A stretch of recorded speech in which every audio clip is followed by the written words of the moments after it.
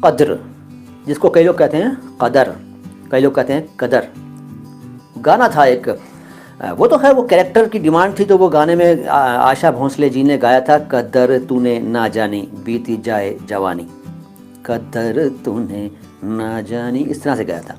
वरना आशा भोंसले और लता मंगेशकर साहिबा, ये जो दो हमारी बॉलीवुड की धुरंधर हस्तियां हैं ना, इनके को मैं सलाम करता हूँ। ये दोनों ही क इतना अच्छा बोलती हैं, मैं इस चीज़ को अपने वीडियोज़ में कई बार कह चुका हूँ। क अक्षर को बहुत ही अच्छा बोलती हैं, बहुत खूबसूरत ढंग से बोलती हैं। जब लता जी और आशा जी क वाला कोई शब्द बोलती हैं तो सुनकर मज़ा आ जाता है। और एक और हैं अनुराधा पौडवाल, अनुराधा पौडवाल जी भी क को बहुत ही अच्छा बोलती हैं।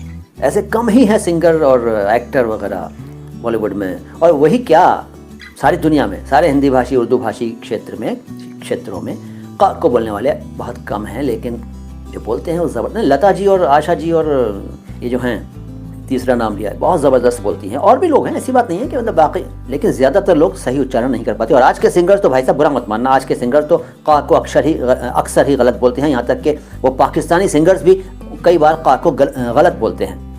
वो बड़े बड़े जो हमारे यहाँ हिंदुस्तान में आके गाना गा के चले जाते हैं या वहीं से रिकॉर्ड कराते हैं हमारी फिल्मों के लिए, उनमें भी कई ऐसे हैं जो क को अक्सर गलत बोलते हैं।